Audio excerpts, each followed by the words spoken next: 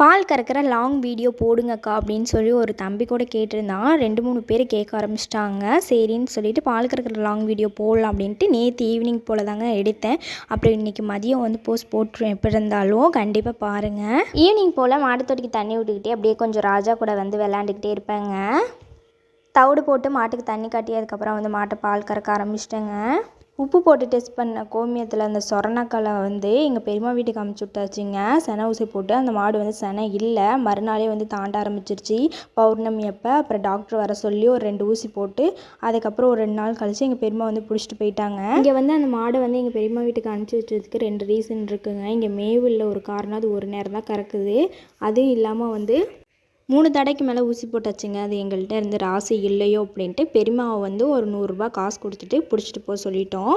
அது நம்ம மாடு தாங்க. 4-5 மாதம் சனையானோடனே நாங்கள் திரும்ப காசு கொடுத்து அந்த மாட்டை வாங்கிடுவோம்.